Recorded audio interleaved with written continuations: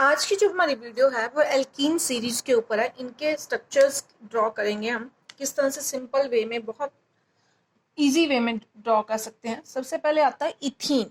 इथ में आपको पता है कार्बन कितनी होती हैं, 2। तो आपने 2 कार्बन लिखनी है।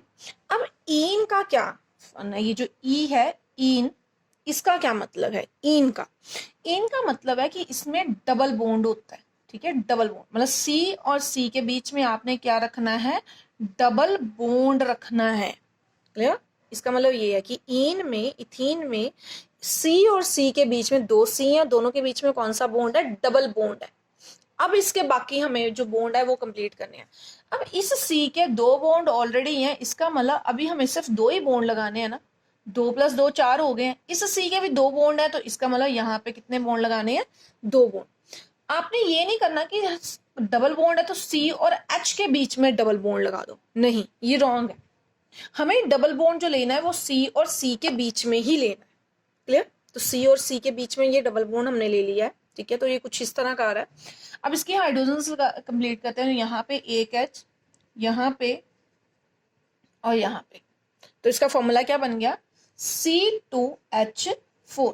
हमारा जो इथेन था, इथेन, उसका फॉर्मूला C2H6 होता था, जबकि इथीन का क्या बन गया है? C2H4। 2 हाइड्रोजन कम हो गई हैं, उसका कारण है ये जो डबल बॉन्ड आ गया है, यही उसका कारण है। क्लियर?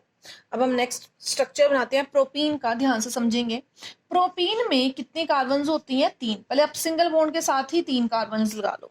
ठीक है, अब आपके पास चॉइस है कि आपने डबल बॉन्ड यहां लगाना है या यहां लगाना है।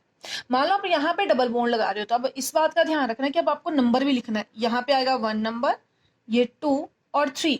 दैट मीन्स अब आपको जो कार्बन होंगी उनको नंबर भी देने होंगे। क्लियर? मैं ये प्रोपीन का स्ट्रक्चर बनाने जा रही हूँ, प्रोपीन का, और इस तरह से बनाना। ठीक है, सिंगल डबल बॉन्ड यहाँ बना दिया, और ये नहीं करना कि दोनों डबल बॉन्ड बना देने हैं। प्रोपीन का मतलब है हमारा फर्स्ट पोजीशन के ऊपर डबल बॉन्ड है। इसका मतलब ये नहीं कि आपने दोनों तरफ डबल बॉन्ड लगा देने, मतलब ऐसे बना दो, नहीं, वो रॉन्ग है। क्लियर? अब ये इस तरह से आ गया। अब इसकी हम हाइड्रोजन कंप्लीट करते हैं, तो उसके लिए हमें सी के हमने चेक कर लें, 2 बॉन्ड है, इसका मतलब 2 बॉन्ड और अटैच करने पड़ने हैं। तो मैंने ये 2 बॉन्ड अटैच कर दिए। इधर वाले सी के साथ सिंगल बॉन्ड है, इसलिए हमें कितने बॉन्ड अटैच करने पड़ने हैं? 3। तो ये 3 और 1 फिर 4 बनेंगे। सेंटर वाले सी को देखते हैं। सेंटर वाले सी के 2 बॉन्ड यहाँ है और 1 यहाँ, टोटल 3 बॉन्ड है। कितने बॉन्ड कम है? 1। वो जो 1 बॉन्ड कम है वो मैंने ये लगा दिया। क्लियर? पहले बॉन्ड चेक कर लिया करो, फिर अब उन बॉन्ड्स पे हाइड्रोजन लगा देनी है। एक यहाँ पे, यहाँ, यहाँ और इस तरह से। क्लियर? तो बस ये कंप्लीट हो गया हमारा स्ट्रक्चर, किसका? प्रोपीन का। क्लियर? प्रोपीन का अगर स्ट्रक्चर को देखो तो इसका क्या आएगा? C3H काउंट करते हैं, 1 2 3 4 5 6। क्लियर? C3 और H क्या है? 6 है। क्लियर? इसी तरह से अब हम स्ट्रक्चर बनाते हैं ब्यूटीन का।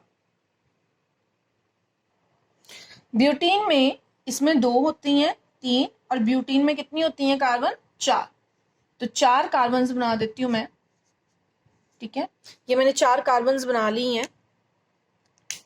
अब इन 4 कार्बन्स में डबल बॉन्ड लगाना है। ठीक है, अब डबल बॉन्ड आपने लगाना स्टार्टिंग में ही है। ठीक है, या तो डबल बॉन्ड यहां से स्टार्ट कर लो या यहां से स्टार्ट कर लो। अगर यहां से, मान लो अपने यहां से नहीं, यहां से स्टार्ट किया डबल बॉन्ड, तो ऑब्वियस नंबर यहां लिखोगे 1 2 3 एंड 4। क्लियर? अब किसी भी तरफ से स्टार्ट कर सकते हो। सिंपली मैं उसी साइड से स्टार्ट करती हूँ। ठीक है, अब देखो इसकी क्या कंप्लीट करनी है। अब हमें हाइड्रोजन्स देखो कैसे कंप्लीट करेंगे। इधर वाले सी की 2 बॉन्ड ऑलरेडी हैं, तो मेरे को कितने बॉन्ड लगाने हैं? सिर्फ 2 और लगाने हैं। इधर वाले सी के साथ सिंगल बॉन्ड है, इसलिए कितने बॉन्ड लगाने हैं हमें? 3 बॉन्ड। क्लियर? इस वाले सी का 1 और 2 बॉन्ड है, इसलिए कितने बॉन्ड लगाने हैं? 2। इधर वाले सी का 2 बॉन्ड ये है और तीसरा ये है, तो कितने बॉन्ड लगाने हैं? सिर्फ 1 बॉन्ड। बॉन्ड लगाना जो है यही आपको सीखना है, फिर आपका क्वेश्चन हो जाएगा। क्लियर? अब हाइड्रोजन अटैच करनी है बॉन्ड के साथ। एक हाइड्रोजन यहां आ जाएगी इस तरह से। अच्छा, ये 1 था, ठीक है, ये बॉन्ड नहीं है, यहां इस तरह से ये हमारे पास किसका स्ट्रक्चर बन गया है, ब्यूटीन का।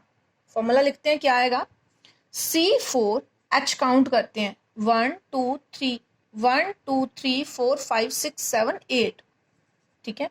तो इस तरह से हमारे पास कौन सा स्ट्रक्चर बन गया है, ब्यूटीन का। इसी तरह से अगर हमें अब बनाना है पेंटीन का स्ट्रक्चर, ध्यान से देखना है, अब हमें बनाना है पेंटीन का स्ट्रक्चर। अगर आपका ब्यूटीन का स्ट्रक्चर बना हुआ है, आपको आ गया है बनाना, तो सिंपली हमें क्या करना है, अब मैंने यहाँ फिक्स कर दिया ना कि डबल बॉन्ड यहाँ रखना है, तो आपने जो इरेज करनी है हाइड्रोजन दूसरी वाली साइड की करनी है, इधर वाली, ठीक है। 1 नंबर से नहीं, 4 नंबर से, क्योंकि 4 के बाद ही 5 आएगा ना, तो एक C यहाँ अटैच कर दो, क्लियर। उस C को अटैच करने के बाद उसके बॉन्ड कंप्लीट कर लो। 1 था, 3 मैंने और लगा दिए, बन गया, क्या बन गया, C5। और आप काउंट करके देखोगे तो इसकी हाइड्रोजन 10 होएगी, तो C5H10 किसका, हमारे पास 5 वाला क्या बन गया है, पेंटीन, ठीक है। ये पेंटीन का स्ट्रक्चर बन गया हमारे सामने, क्लियर, सिंपल है। अब मेरे को मान लो 6 का बनाना है, तो मैं क्या करूंगी, यहां से एक और इरेज करूंगी इस वाले एंड से, क्योंकि ये 5वां नंबर था, अब नंबर क्या आएगा, 6, तो यहाँ पे 6 नंबर लगा दो सिंपली। और इसकी भी क्या कंप्लीट कर दो, एक सेकेंड, इसकी भी क्या कंप्लीट कर देंगे हम, हाइड्रोजन्स, एक हाइड्रोजन यहाँ अटैच होएगी, एक यहाँ और एक यहाँ, ठीक है। ये हाइड्रोजन्स को जब मैंने कंप्लीट किया तो ये हमारा 6 वाला जो स्ट्रक्चर बन गया, ये किसका बन गया, हेक्सीन का, क्लियर। हेक्सीन का क्या होएगा, C6 और H काउंट कर लेते हैं, 1 2 3 4 5 6 7 8 9 10 11 12, ठीक है। तो ये हेक्सीन का स्ट्रक्चर बन गया। तो मतलब एक स्ट्रक्चर अगर आपको ड्राइव करने आ गया है तो बाकी सारे स्ट्रक्चर्स आप बहुत इजीली ड्राइव कर सकते हो। मैं अगले स्ट्रक्चर्स बना के सीधा ही डायरेक्ट बना के बता देती हूँ आपको। तो कुछ इस तरह से हेप्टीन और ऑक्टीन का स्ट्रक्चर होएगा। इसमें 7 कार्बन्स है, ठीक है, और इसमें 8 कार्बन्स है, ठीक है। आप काउंट कर लो, इस साइड इतना सा स्ट्रक्चर जो है हमारा सेम रहेगा, बाकी इस साइड को हमारी जो कार्बन्स हैं वही नंबर ऑफ कार्बन्स जो हैं वही इंक्रीज होनी है। इसका जो स्ट्रक्चर का नाम क्या आएगा, देखो C7 और H काउंट कर लो कितने हैं, 1 2 3 4 5 6 7 8 9 10 11 12 और 13 और 14, C7 और H14 है, ठीक है। इसका मतलब इसके C8 H16 होंगे, क्योंकि 2 हाइड्रोजन्स बढ़ रही हैं, ठीक है। इसी तरह से मैं आपको नोनेन का और डेकेन का स्ट्रक्चर ईन का स्ट्रक्चर बना के बता देती हूँ। तो इस तरह से नोनीन का और डेकीन का स्ट्रक्चर भी बन जाएगा, बहुत सिंपल है। इसमें 9 कार्बन्स होंगी और इसमें 10 कार्बन होंगी। अब हम करते हैं इसका जनरल फॉर्मूला, कि अगर जनरल फॉर्मूले की बात करें तो एल्कीन का जनरल फॉर्मूला क्या होता है, ठीक है। तो एल्कीन का जनरल फॉर्मूला होता है CnH2n, ठीक है। एल्कीन का हमारे पास पहले जो था एल्केन था पिछली वीडियो में, अब क्या है एल्कीन। एल्कीन का होता है CnH2n, ठीक है। जिस तरह से हम n को 1 पुट करेंगे, n को मैंने सिंपली 1 पुट कर दिया है, तो क्या आएगा C1H2 × 1, ये बन जाएगा C1H2, जिसको हम बोलेंगे CH2। तो अच्छा 1 तो सचेस के लिए होता नहीं, हम 2 से स्टार्ट करेंगे। n पुट करूंगी मैं 2, अगर मैं n को 2 पुट कर रही हूँ, ठीक है, तो क्या बनेगा C2H2 × 2, C2H4, ठीक है। n को मैं मान लो 4 पुट कर रही हूँ, तो C3 यहाँ पे रखेंगे ना, H2 × 3, ये बनेगा C4 3 पुट करना था, 3 लिख देते हैं, H6। तो इस तरह से आप कुछ भी रख के वैल्यू जो है उसका जनरल फॉर्मूला जो है ड्राइव कर सकते हो।